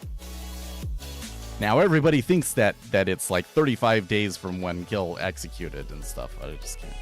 You know what? I wish I was still doing Stock Market Steve. Maybe I should have brought him back for the GameStop thing. And I could, because I think it would have been hilarious to have him be like, okay, all in on GameStop. And then, okay, this is the next big date, and this is when the short squeeze is going to happen. And then that date will come by and be like, okay, I know I said that this was one, but actually it's going to happen this day. Now, it's actually going to happen 35 days from now, right? And just keep moving the goalposts further and further back and see if people get it or not. I think that if I did that, I think that all of the GameStop sycophants out there would totally buy into him and not realize it's a parody. Oh, there's an account on Twitter called Flux Options, and 7 months ago he posted an SPX options trade that he bought, and he posted it with when the option was at 0.35, and it went back and forth with him. He was blocking the Twitter. That's interesting. Yeah. Listen, people can just, like, I wouldn't just follow an influencer. Like the IC, so I'll come back to the ICT thing. If you haven't watched my video about smart money concepts, go and watch that, because I basically show how having a few people following the strategy kind of helps the strategy, but as soon as the strategy becomes truly popular, it just completely collapses. And you can see really clearly, because before this guy showed up, it was not, it didn't work. The results that you got from it are just random and sideways. And then when he started to pick up on YouTube, there was a short period where it made tons and tons of money. And then ever since then, it's just been down, down, down, down, down. Which suggests that it wasn't a thing until him. That we started seeing this market behavior because of him teaching it to people and them trading it. And that's what caused it. Right? I would never... this is the weirdest thing to me. Is why does everybody think that trading is about watching other people and following other people? That's not trading. Trading is the exact opposite. Trading is realizing when everybody else is wrong and getting in on the thing before everybody else figures it out. And then you make money as everybody else figures it out. Because they buy after you. To make money in trading, you've got to be first. Like, wait, you mean it was profitable before? It was random. Then after 2020, it was started to be popular for a little bit. Then his YouTube channel went from like a 25,000 subscriber channel to a several 100,000 subscriber channel. And ever since then, it's been down. So like, you can see two clear points: when the channel first became popular and when the popularity exploded. When like, this was when, you know, it's a channel and it's out there. And this was when, like, you can search for ICT and there's a bunch of channels, not even ICT himself, but other people talking about it. That was at this point. Once it got to that point, it lost every time. And I just go and watch the video. If you haven't seen that video, I show you. And I think that it's anecdotal. It's anecdotal, sure. But I think it's a very clear example of where it doesn't take as much to move the market as you think, and it doesn't create as much to create, you know, a sort of a thing. And once a idea or a trade gets too big, the market starts to prey on it. Yes, I noticed that ICT related content has really subsided. Yes, because everybody on the social media networks got sick of him and the spam. And then Imam Trading, you know, finally went and collected all of the crazy things that he'd done in the past and presented it up. And then everybody was like, oh, yeah, why would I be paying it? Why would I be listening to this guy? He's nuts. Yeah. Died off really quickly, didn't it? Yeah, well, that and the Robbins flex of his wound up being nothing. Oh yeah, that's another good point. Another good point. People usually don't talk about the Robbins Cup, and then that only had to go for a couple of months before it was like, he's not that good.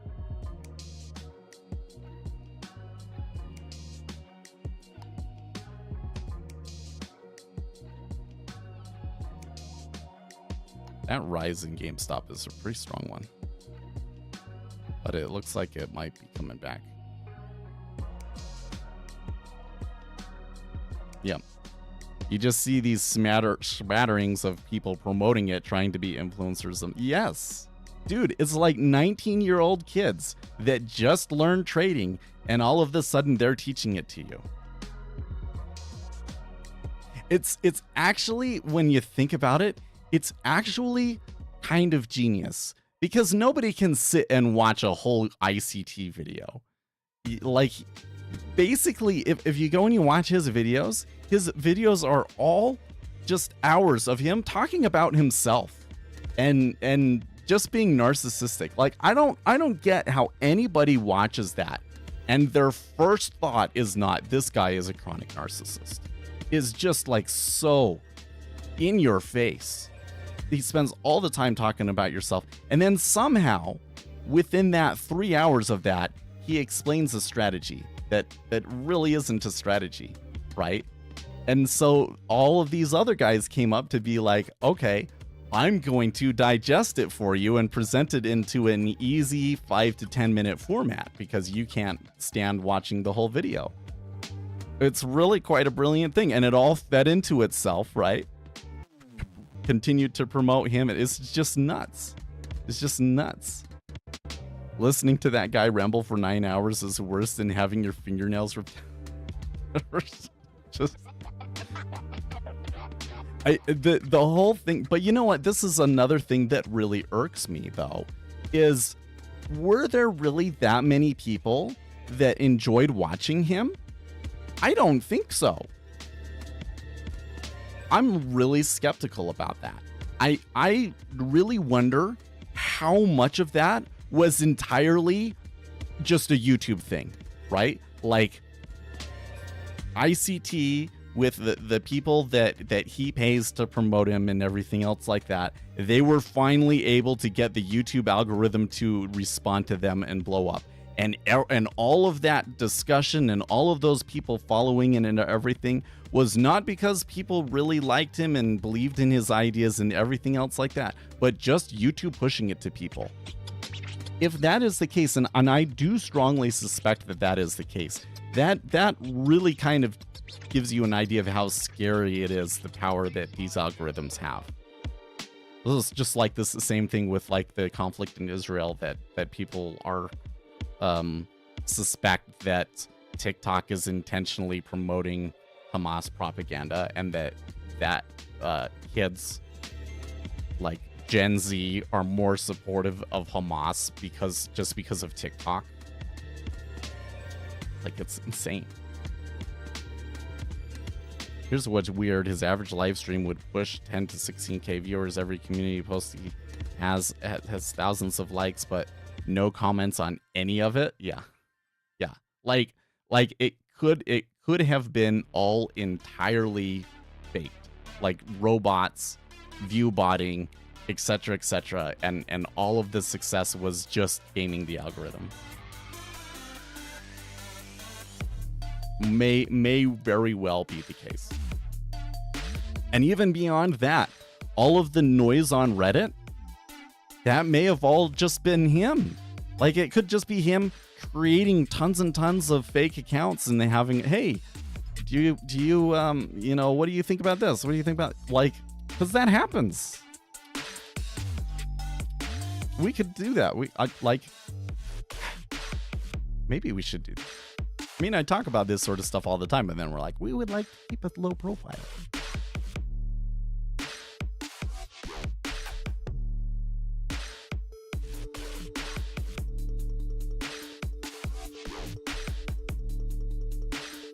Just do this. My video about momentum trading, I think that's a really good video that I wish more people in the retail trading and day trading world understood. So just like make a mental note to look for opportunities to share that video with people. You're on Reddit and people are talking about technical analysis on day trading, and then you could point out, hey, you should watch this video about, because it sounds like you're trying to trade momentum, but here's how momentum really works, and you link the video. And I if all of you guys posted that video, like if everybody that was here on the stream posted that link in a internet conversation once today, you would probably see that video just absolutely skyrocket in popularity. That's the crazy thing, is it doesn't take that much. You only need a little bit of a nudge to get it going. A little bit of nudge and luck, and something can just, and then once the algorithm picks up on it, it's its own thing and it just goes crazy. I mean, look, we have had a few select instances. I've never been able to build off of it, but we've had a few select instances where the algorithms picked us up and it was absolutely insane, right? It was like one was the earthquake stream. When we had the earthquake, and I put that in my title, and all of a sudden, all of these people were coming in trying to find out about the earthquake in Utah. That was one, and then the other one was the GameStop thing, because I picked up on the GameStop thing early enough before there was too much competition for the title, right? And the amount of people that would come in from being recommended by the algorithm for those things is like just absolutely dwarfs our usual audience, right?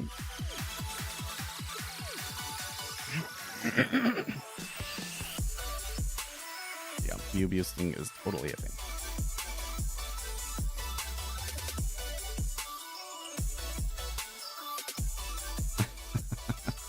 The best part is this super serious trader who programmed the algorithm that runs the market, clapping away on an effing laptop like drawing shapes in trading view on laptop. Talk about an exercise in absolute agony.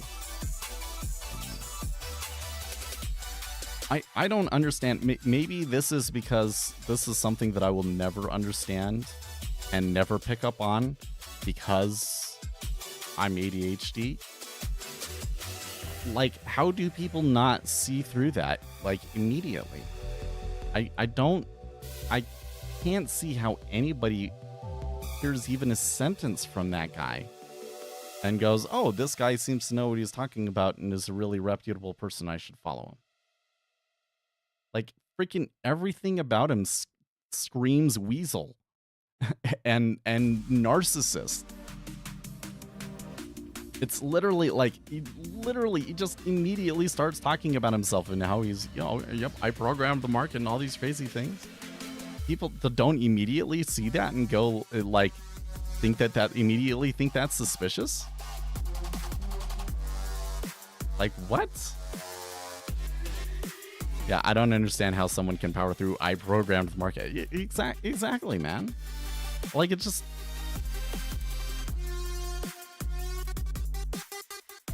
Block sell. Ah, hey, a big block sell come through here.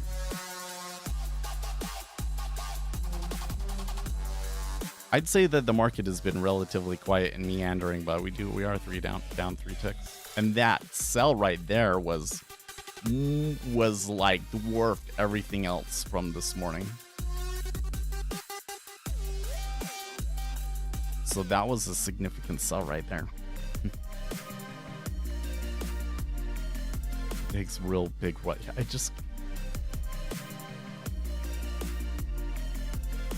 you just have to be like willfully naive, right? Like, yeah, well, maybe, okay, one theory, maybe it's kids. Maybe it's not that I'm ADHD and overly logical, etc. And that a more neurotypical person is more vulnerable to those sorts of like social engineering, social proof sort of tricks. Maybe it's that all of the people that have been following him are kids, and the kids don't have enough experience to have encountered a narcissist before and seen people that talk big game and are full of shit. And so they don't recognize it. It could be that they're just kids. I wonder, I think with just about everything on the internet, like, you have to consider that kids are a huge part of the internet because they have so much time to consume the content. Right? Like, there might be more millennials than there are Gen Z, right? But on the internet right now, I think that you're probably, if you take an average user, you're probably more likely to select a Gen Z person because they're on more often. They spend more time. Like, they're more likely to be commenting and that sort of a thing than a millennial would be. So maybe it's kids. You overestimate the average intelligence, probably. I don't know. The thing that I find interesting with people in intelligence, I think, weren't we talking about this yesterday? There is definitely a genetic component to intelligence, but I think that that is dwarfed by the environment. Basically, if you are in an environment where you are forced to think to survive, or just that you have to think a lot, you are taking a lot of heavy school subjects, you're doing math, things like that. Like, I when I was in school, and I would look at like myself versus the average kid in high school, okay? No question. And I know that it takes a lot of ego to say this sort of a thing, but there's no question that I was smarter than most of my high school class. I thought that a large portion of the high school class were just complete morons. But you know what? I don't think that it's because of genetics or anything like that. It was, you chose to take the hard classes. And of course, like, maybe you have to have a certain amount of intelligence to even want to be able to take the hard classes, right? But then because you're taking the hard classes, and then that's what makes you smart. It's not the other way around. And the other kids, they were just complete morons because they weren't really actually doing anything at school, and they weren't really using their brains.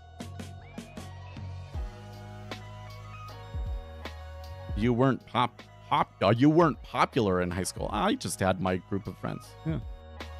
But like, that was one of the things, is that like, there was the kids that took all of the AP classes, and that was like a certain subsection. And so those were the people that you knew. And everybody else outside of that, I was like, you know, very often morons. I avoided those other classes.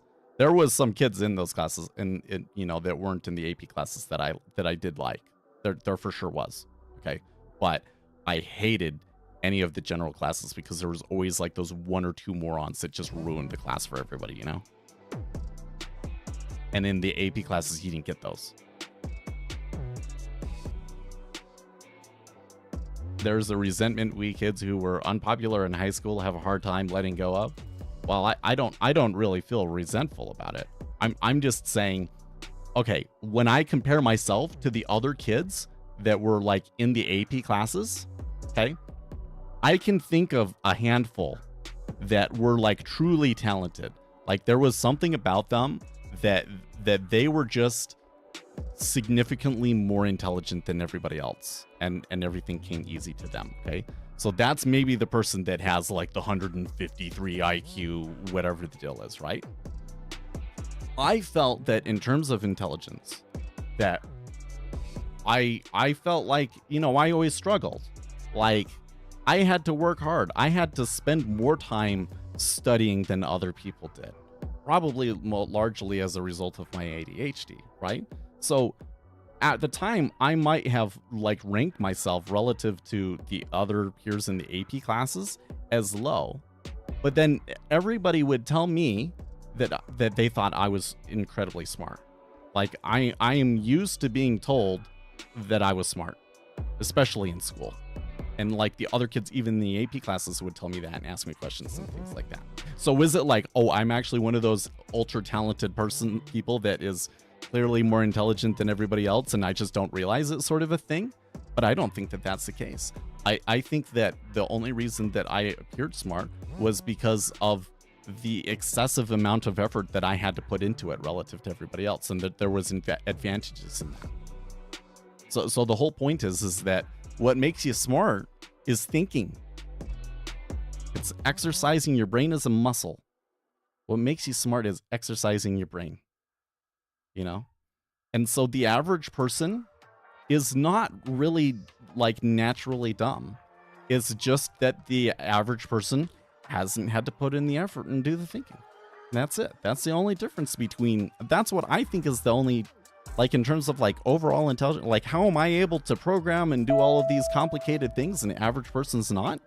I don't think it's because I'm super smart. I think it's because I had to put in all the effort and they didn't. This is also why, by the way, a lot of really rich people are super stupid. What gets a lot of people into real like upper class wealth? Okay, like we're talking people that have like $25 million in wealth or more. Okay, how the way that you get into that is taking risks. So the first generation of people, they're either incredibly intelligent or they are incredible risk takers. So you get this first generation of people that are like really good risk takers. And then they have kids and their kids don't have to work for anything and they don't have to try. And then their kids end up being complete idiots. It's extremely common. Now, some of the old wealth, they've kind of figured this out. And so they place extremely high expectations on their kid, especially the expectations about how the kid will perform in school so that they do come out smart, right?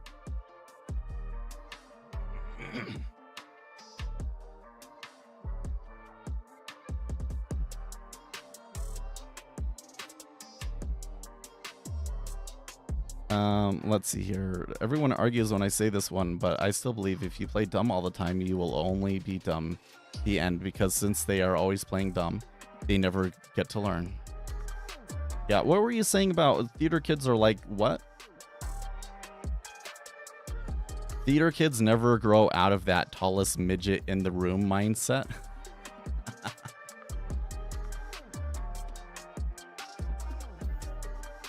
I don't know. It's weird with the light when you're neurodivergent, because you really don't trust yourself the way that other people do.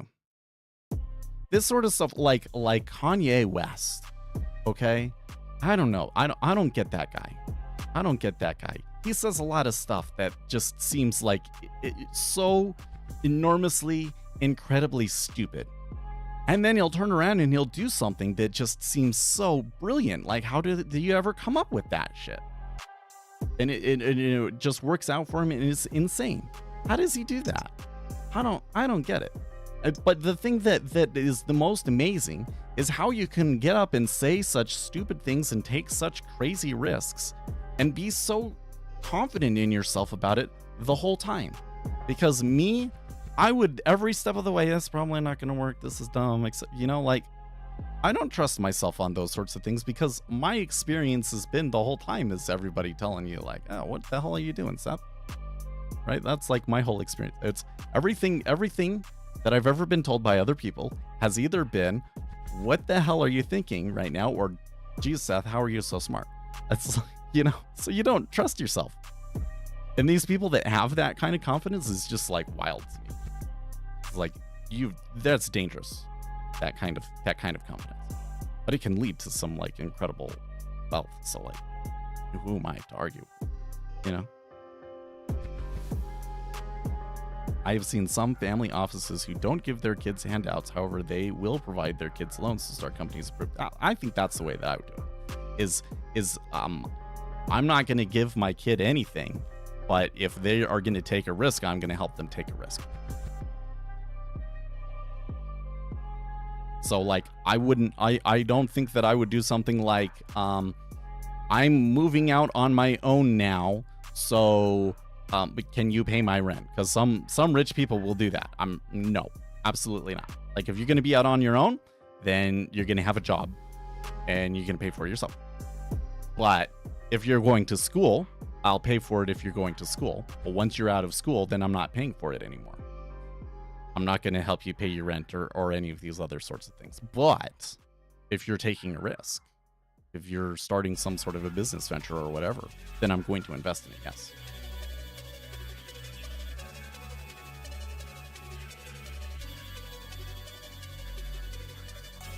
Some people say such stupid things that it sounds genius to regular people who never thought about it like that. Yeah, okay. Because whether you are right or wrong, nothing works until you try. Brain people use brain too much and don't do the risk. Yeah, that's true. That's me. That's me for sure. What if I was a degenerate risk taker? If I was a degenerate risk taker, would I be a millionaire by now? Maybe. Guys, it's time for me to go. The dogs are going crazy.